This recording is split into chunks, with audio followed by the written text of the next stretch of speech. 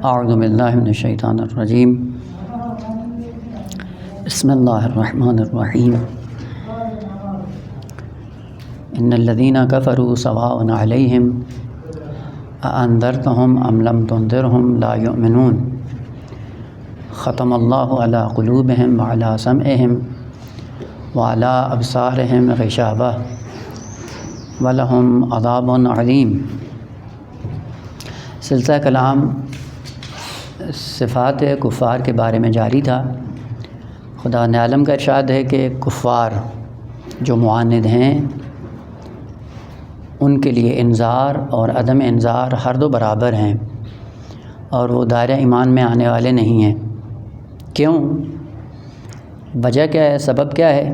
ایک سبب جو قرآن نے ذکر کیا وہ یہ تھا کہ ہمیشہ وہ خواہشات نفس کے تابع ہیں، اور خواہشات نفس کی وجہ سے انہوں نے اپنے دل کو بھر دیا ہے، اور دل میں اب کوئی جگہ باقی نہیں رہی کہ جس میں ہدایت الہی جا سکے یا جس میں کوئی پیغام ہدایت لے سکیں، اور اسی کا نتیجہ یہ ہے کہ وَلَهُمْ عَذَابٌ عَظِيمٌ۔ یہ تھا کہ ختم اللہ علی قلوبہم، خدا نے ان کے قلوب پہ مہر لگا دی، وعلی سمعہم، اور ان کے سماعت پر بھی مہر لگا دی، اور ان کی بصارت پر پردہ ہے، اور اسی کا باطن کیا ہے؟ یہی عذاب عظیم ہے ان کے لیے۔ چونکہ ابھی بہت سے اور مطالب جس سے مربوط ہیں کہ یہ ایک سبب تھا کہ خواہشات نفسانی کے نتیجے میں انذار اور عدم انذار دونوں ان کے لیے برابر ہیں۔ 3-4 اور اسباب بھی ہیں جو قرآن نے ذکر کیے ہیں کہ یہ کیوں کفار معاند راہ ہدایت پہ نہیں آتے ہیں۔ وہ الگ سے آیات ہیں کہ اگر ان کو سب کو یہاں پہ اگر بیان کرنا شروع کر دیں تو بات لمبی ہو جائے گی، لہٰذا اپنے مقام پہ جب آئیں گے تو وہاں پہ انشاءاللہ عرض کریں گے۔ لیکن بعض ایسے مطالب ہیں جن کا ذکر کرنا یہاں پہ ضروری ہے۔ ان میں سے ایک بات یہ ہے کہ آیا کفار اور متقی ہدایت کے لیے جو علم چاہیے ہوتا ہے، آیا خدا نے دونوں کو دیا ہے یا نہیں دیا ہے؟ اگر ایک کو دیا ہو اور دوسرے کو نہ دیا ہو وہ عدالت خدا زیر سوال چلی جائے گی، اور اگر دونوں کو دیا ہے تو دونوں نے کیا کیا کہ اگر دونوں کو برابر دیا ہے تو کیوں ایک ہدایت یافتہ ہو گیا ہے اور دوسرا ہدایت سے محروم ہو گیا؟ اس لیے خداوند عالم نے جب علم کی بات آئی تو علم کو 2 حصوں میں تقسیم کیا۔ ایک ہے علم حصولی اور دوسرا علم شہودی یا علم فطری۔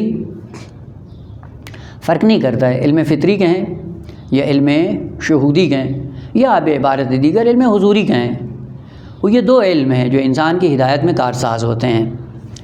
خب سب سے پہلے علم حصولی کیا ہوتا ہے کہ جس کے بل بوتے پہ انسان ہدایت کا پیغام لیتا ہے، اور بعض اس کے اسباب اور وسائل ہیں جن کے ذریعے سے علم حصولی پر فائز ہوگا۔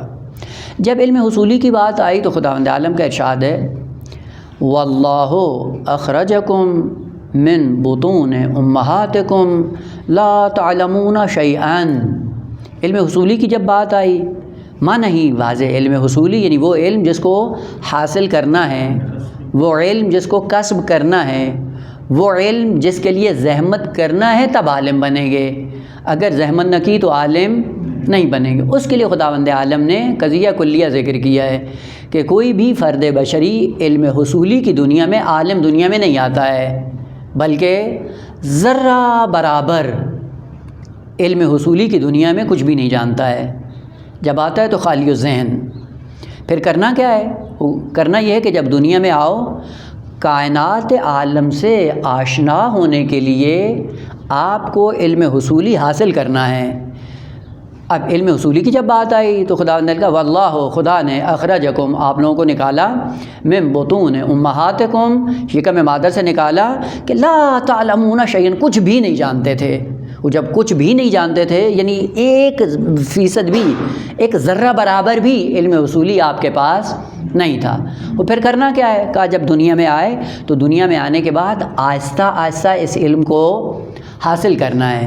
مثلا جب آپ دنیا میں آئے، آپ ڈاکٹر نہیں تھے، آپ انجینئر نہیں تھے، آپ پائلٹ نہیں تھے، آپ ریاضی دان نہیں تھے، آپ فیلسوف نہیں تھے، فقیہ نہیں تھے، اصولی نہیں تھے۔ یہیں سے پتہ چلتا ہے کہ سارے علوم یہ جو انسان دنیا میں آ کر حاصل کرتا ہے ان کو علم حصولی کہا جاتا ہے۔ علم حصولی کچھ بھی نہیں لے کے آیا ہے۔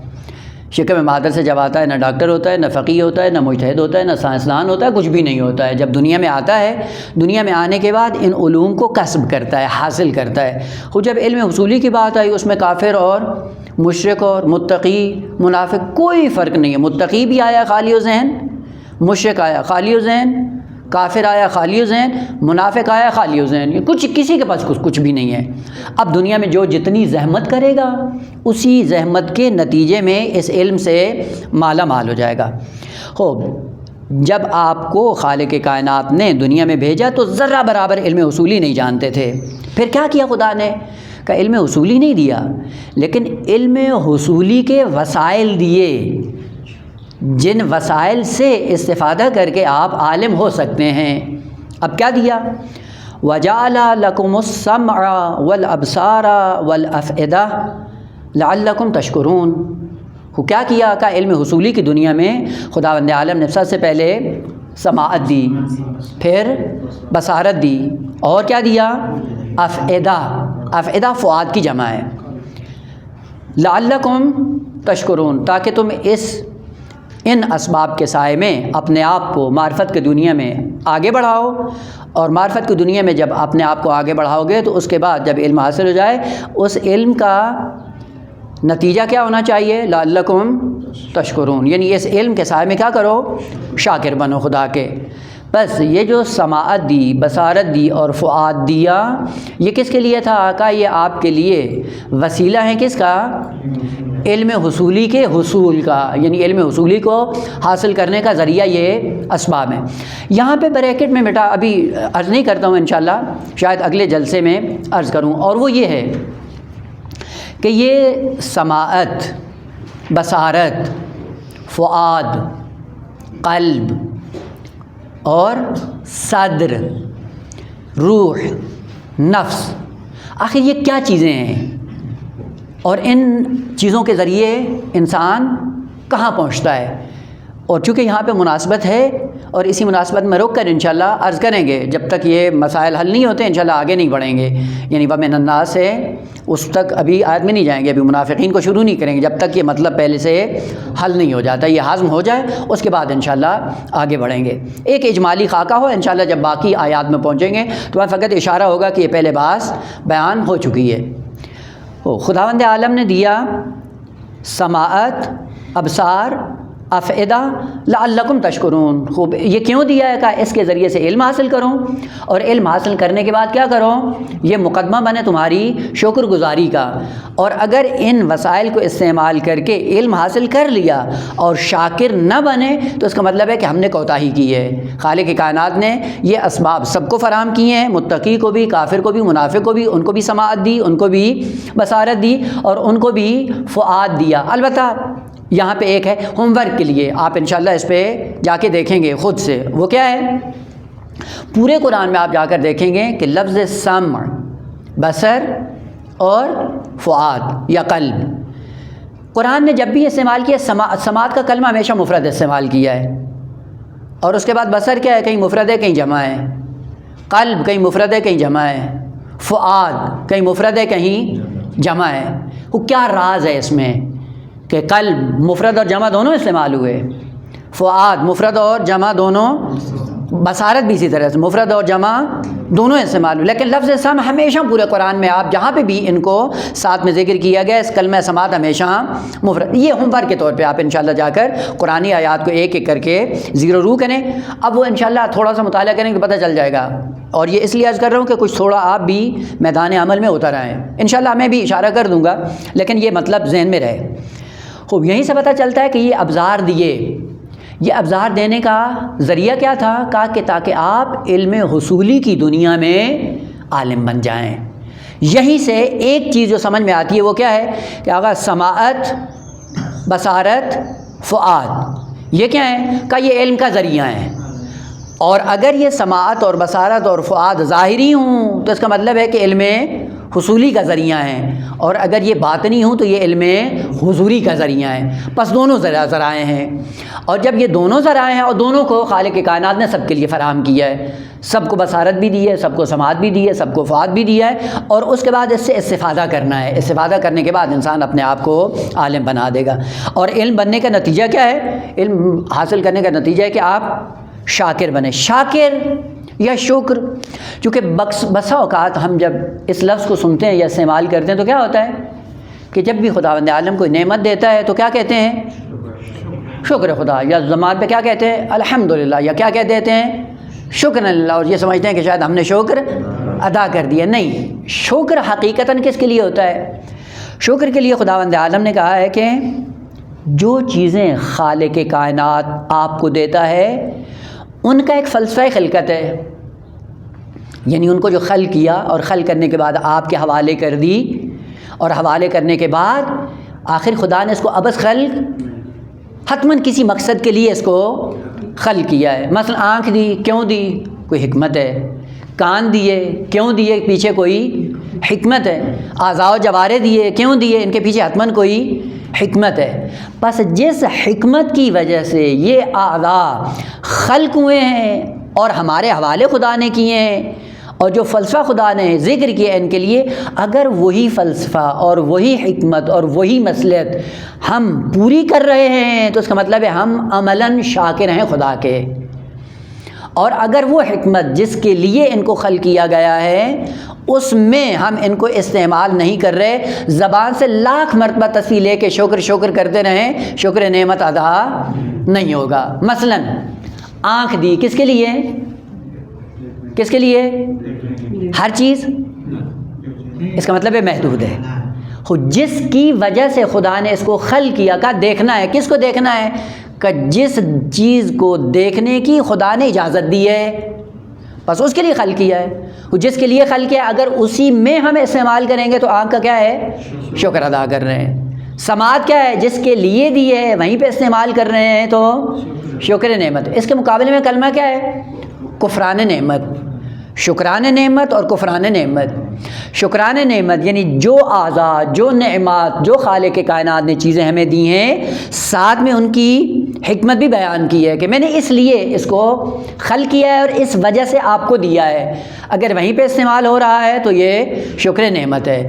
پس لِأَجْلِهِ خُلِقَ، جس مقصد کے لیے ان کو خلق کیا گیا ہے اور ہمارے حوالے کر دیا گیا ہے، اسی میں اگر ہم استعمال کریں گے تو یہ کیا ہے؟ شکر عملی۔ اور جب زبان پہ کلمات جاری ہوتے ہیں تو زبان پہ یہ کیوں جاری کرتے ہیں؟ یہ اعلان کرتے ہیں اس بات کا کہ دوسروں کو پتہ چل جائے میں اعضاء کو وہیں پہ استعمال کر رہا ہوں جہاں پہ خدا نے چاہا تھا۔ پس زبان سے کیا ہوتا ہے؟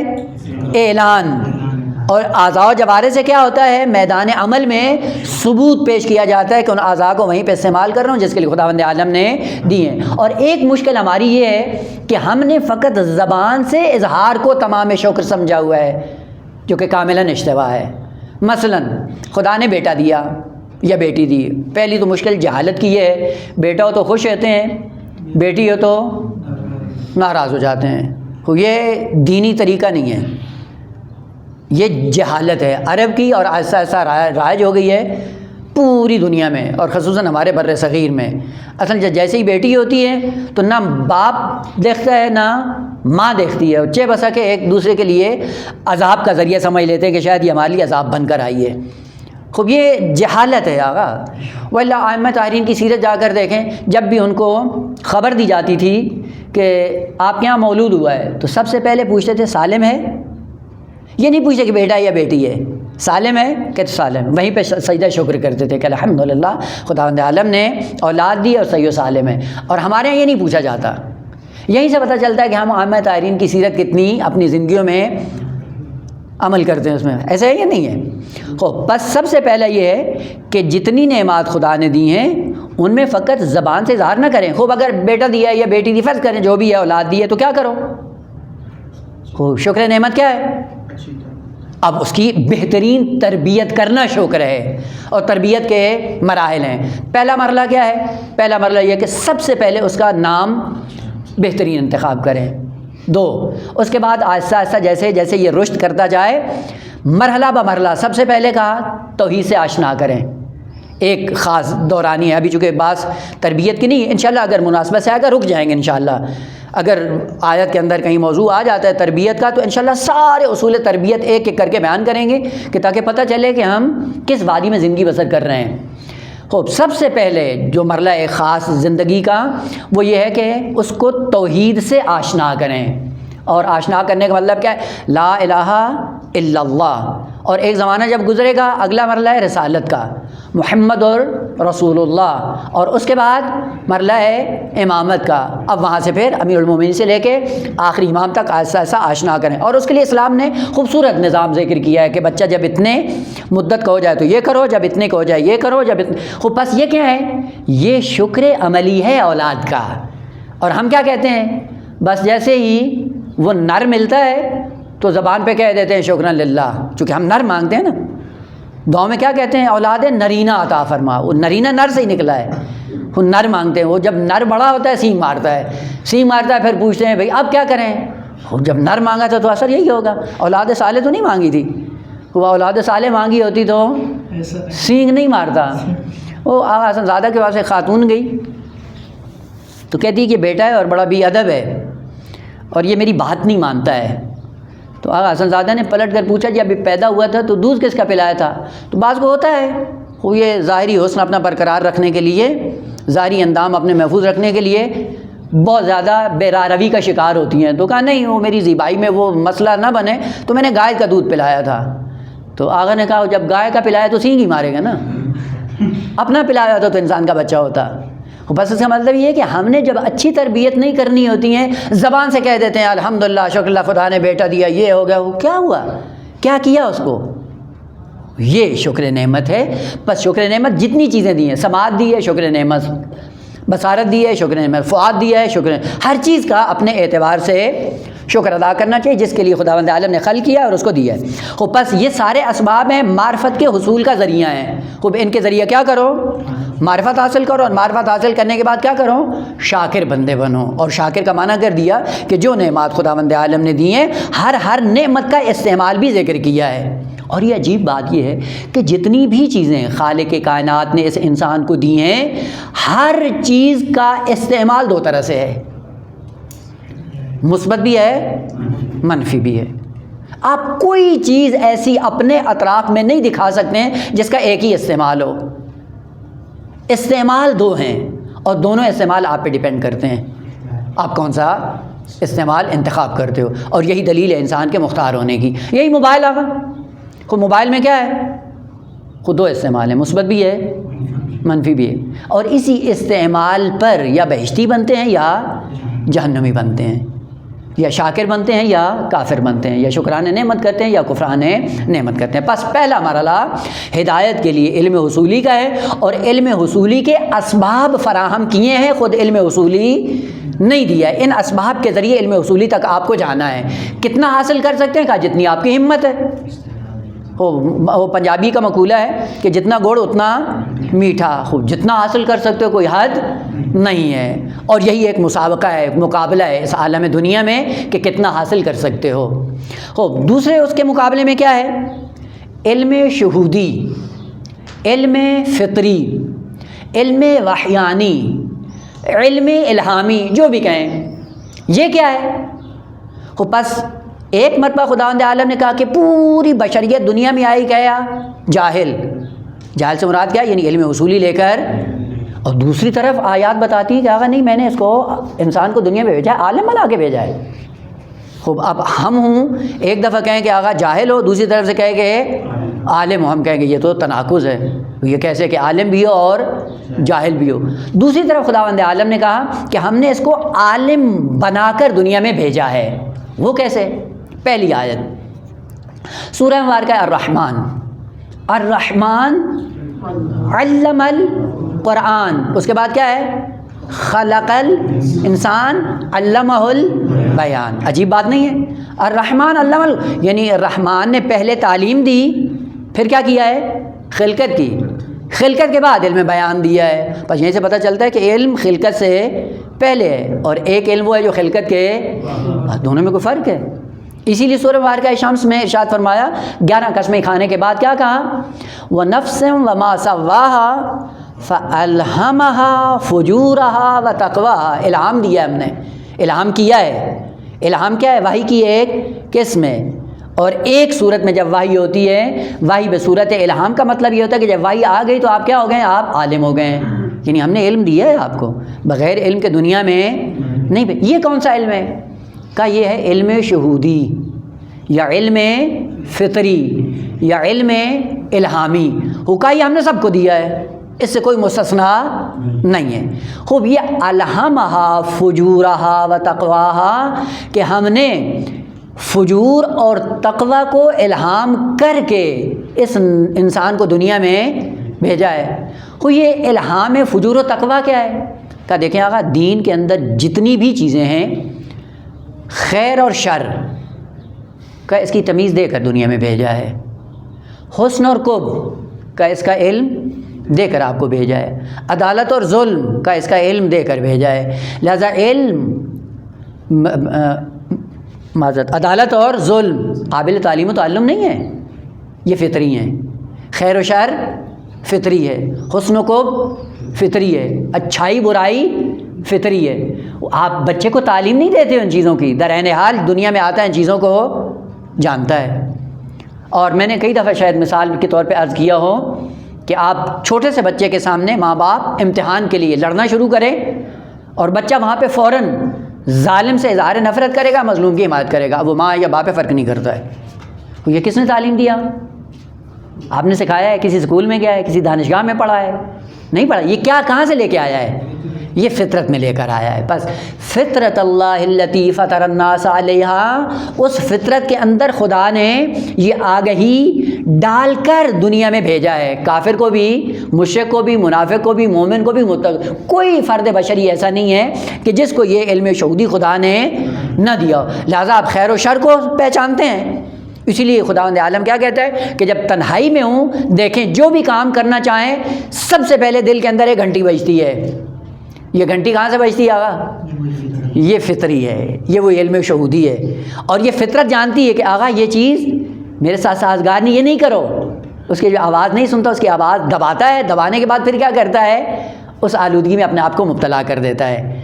بس یہ تعلیم لے کر آیا ہے. یہیں سے پتہ چلتا ہے کہ آغا علم شہودی، علم فطری، علم الہامی ایسا ہے کہ جو خالق کائنات نے فطرت انسان میں رکھ کر اس کو دنیا میں روانہ کیا ہے. بس یہیں سے پتہ چلتا ہے کہ انسان عالم دنیا میں بھیجا گیا ہے، جاہل نہیں آیا. پس نتیجہ کیا نکلا؟ ایک علم شہودی، فطری، الہامی، وہبی آپ جس کو کہیں، جو خداوند عالم نے انسان کی فطرت میں رکھا اور رکھنے کے بعد دنیا میں بھیج دیا. اور ایک علم ہے حصولی، جو دنیا میں آئیں گے جتنے وسائل اور ابزار ہیں ان کو استعمال کر کے علم حصولی سے آپ آشنا ہوں گے. پس اس اعتبار سے عدالت خداوندی بے تمام و بے کمال اپنی جگہ پہ مسلم ثابت ہے کہ جو دیا سب کو دیا، اور اگر محروم کیا تو سب کو محروم کیا. محروم کس سے کیا ہے؟ علم حصولی سے. کہا یہ خود جا کر حاصل کرو. فطری کیا دیا؟ کہ ہم نے خیر و شر کی تعلیم آپ کو دے دی ہے. لہذا دین پورے کا پورا فطری ہے. نماز سکھانے کی ضرورت نہیں ہے، نماز فطری ہے انسان کے لیے. اب نماز کے اندر کیا پڑھنا ہے؟ کہ یہ حصولی ہے. اس لیے آپ جا کر دیکھیں، فطرت بشر میں جھکنا ہے، جھک جائے گا. لیکن کہاں جھکے گا؟ ممکن ہے چوہے کے سامنے جھک جائے، ممکن ہے بت کے سامنے جھک جائے، ممکن ہے مال کے سامنے جھک جائے. جھکنا فطری ہے. کس کے سامنے جھکنا؟ یہ حصولی ہے. بس دین کو اگر آپ جا کر دیکھیں پورے کا پورا فطری ہے. انشاءاللہ جیسے یہ آتی ہیں مناسبت کے ساتھ تو وہاں پہ عرض کریں گے. خوب اب جب دونوں علم الگ الگ ہیں، فطری لے کر آتا ہے، حصولی آ کر سیکھتا ہے. اور اس سیکھنے میں خداوند عالم نے دوسرا لطف یہ کیا کہ تمہارے اندر سے ہم نے علم فطری دیا جس کا نام رکھا رسول باطنی. رسول باطنی کا نمونہ کیا ہے؟ عقل انسانی. عقل کے ذریعے سمجھتا ہے یا نہیں؟ خیر و شر کو سمجھتا ہے، ظلم و تعلق سمجھتا ہے نہیں سمجھتا؟ سمجھتا ہے ہر چیز. یہ کیا ہے؟ رسول باطنی. اور کہا جب دنیا میں آتے ہو علم حصولی کی منزل میں، تو علم حصولی میں پھر تم مشکلات کا شکار ہوتے ہو. ان مشکلات سے بچانے کے لطف دیگر یہ کیا خداوند عالم نے انبیاء کو بھیج دیا، رسول ظاہری کو بھیج دیا. اندر سے رسول باطنی دیا، باہر سے رسول ظاہری دیے، اور ان دونوں کا کام کیا ہے؟ ان دونوں کا کام یہ ہے کہ آپ کو ہدایت کے لیے آمادہ کریں گے۔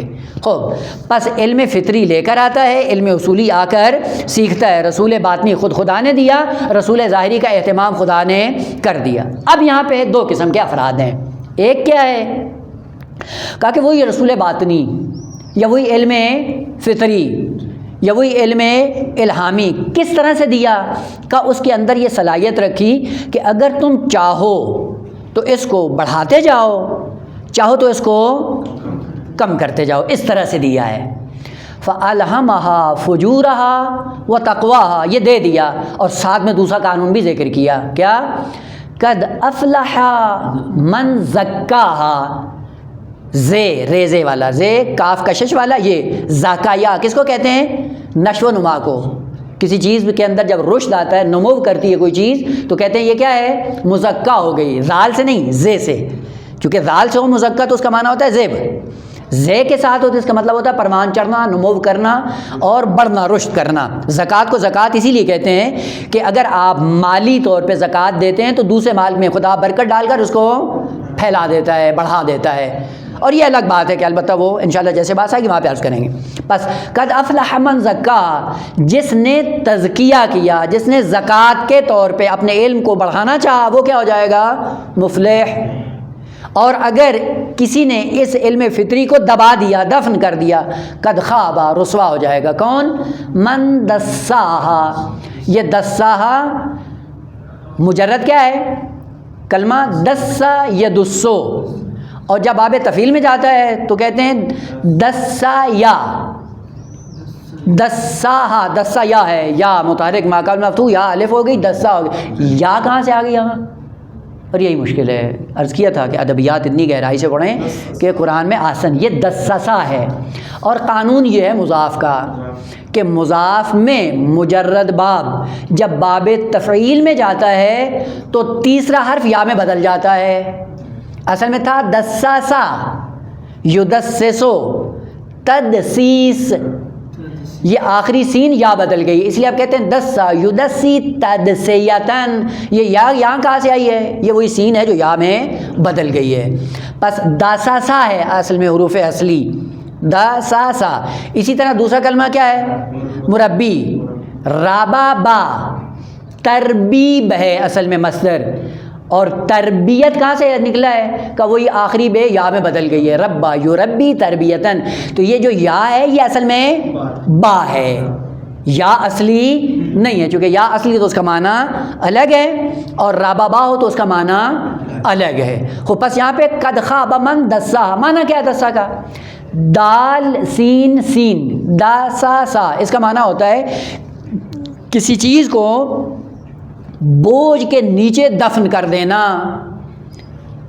تو دسیسے کو دسیسہ اسی لیے کہتے ہیں نا فلاں نے دسیسہ کیا، دسیسہ یعنی دھوکہ دیا، مکر سے کام لیا، ہیلے سے کام لیا، اور اسی لیے کہتے ہیں یہ دسیسہ کر رہا ہے۔ دسیسہ کیا ہوتا ہے؟ دسیسہ یعنی مطالب باطل کو اچھے مطالب میں لپیٹ کر دے رہا ہوتا ہے جبکہ دھوکہ دے رہا ہوتا ہے، اس لیے کیا کرتا ہے؟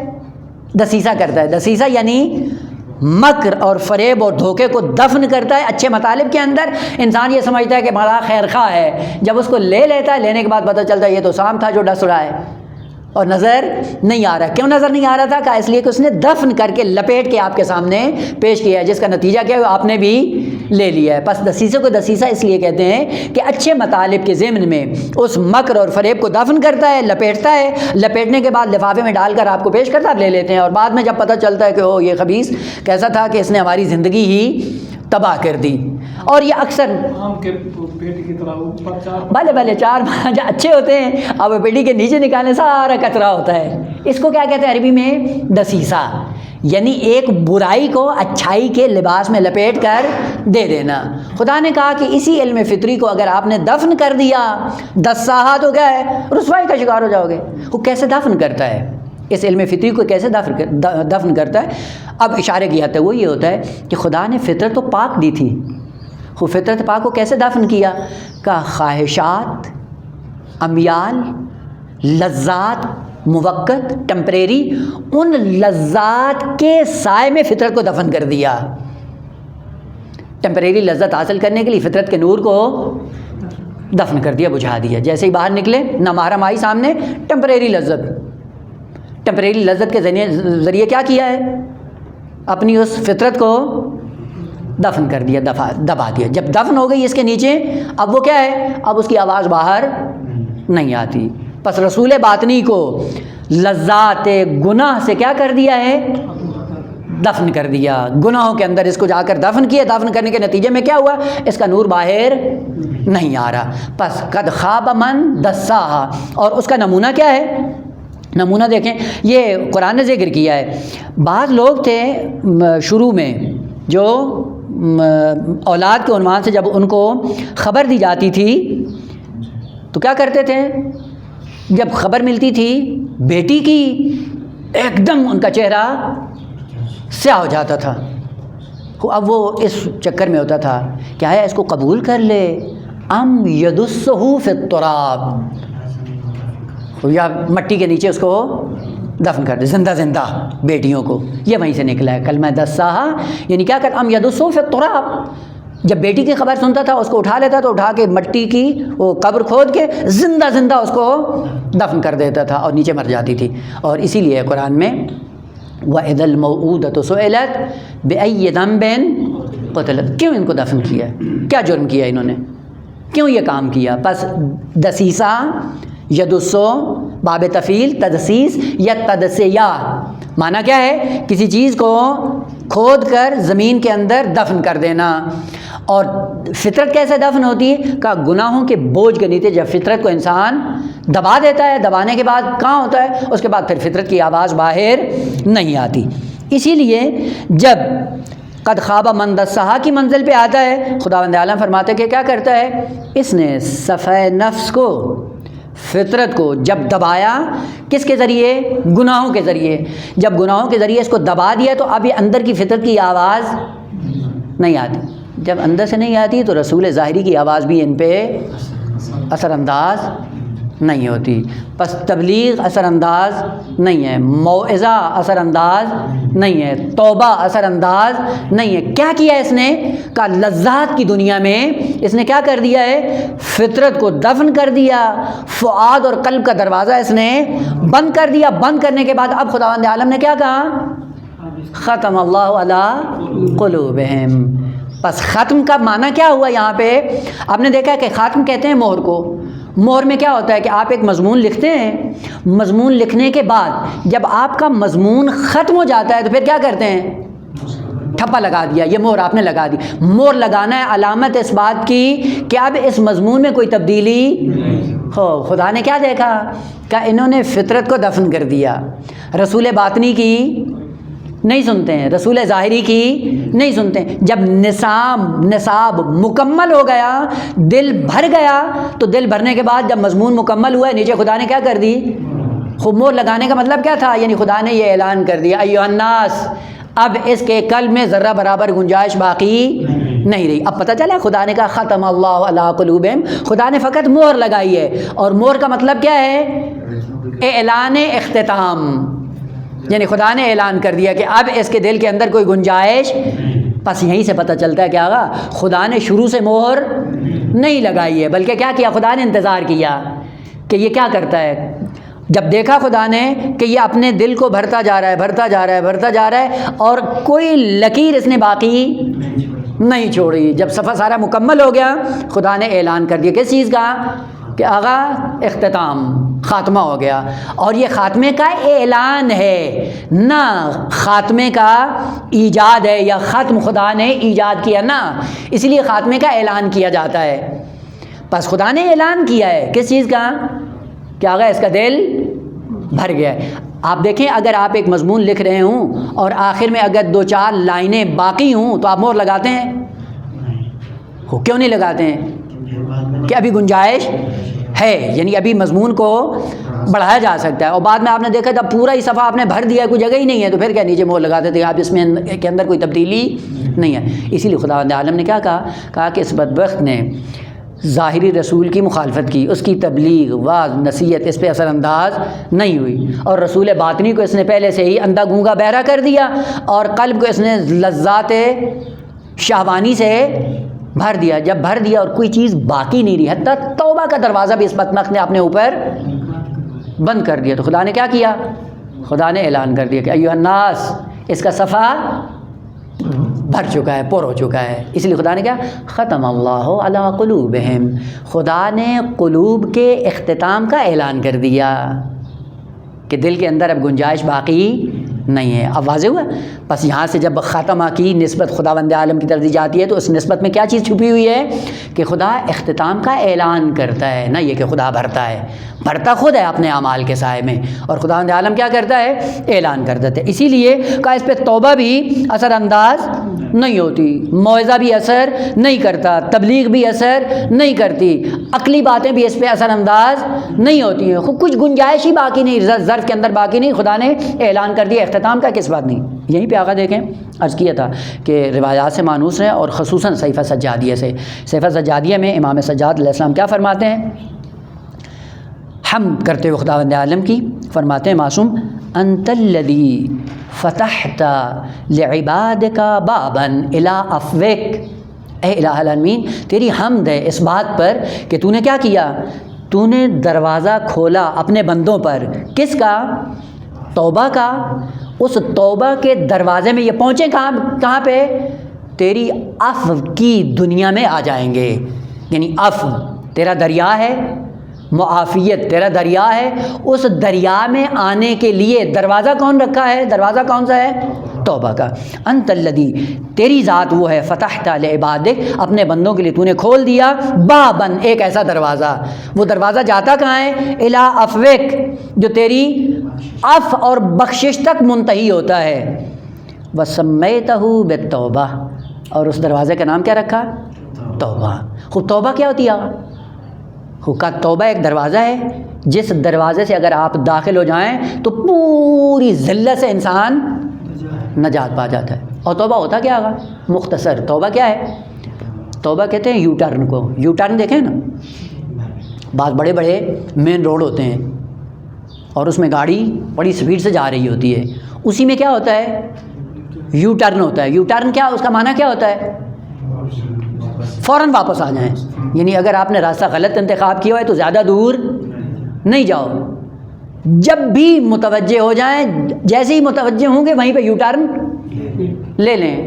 اور یہ عام موٹر وے کی طرح نہیں ہے کہ جی اگر آ گئے تو اب 100 کلومیٹر انتظار کرو، 50 کلومیٹر کے بعد یو ٹرن آئے گا، چونکہ دنیا کے روڈ ایسے ہی ہوتے ہیں نا، ہر جگہ پہ یو ٹرن نہیں ہوتا ہے۔ خوب اگر الٹے چلے گئے تو کیا کرو کہ آپ 100 کلومیٹر جاؤ اور 100 کلومیٹر کے بعد واپس آؤ گے، لیکن خداوند عالم نے جو یو ٹرن رکھا ہے مسافر انسان کے لیے وہ یہ کہ جب بھی تمہاری توجہ ہو جائے، جب بھی ندامت تمہارے اندر آ جائے، وہیں پہ ہم نے یو ٹرن رکھا ہے، وہیں سے واپس آ جاؤ۔ یہ کس لیے ہے؟ کہتا کہ آپ اپنے قلب کے اندر جو لذات گناہ کی بھر چکے ہوں، جس دن ندامت آئے اسی دن اس کو اٹھا کے خالی کر دو۔ جیسے خالی کرو گے، یہ کیا ہے؟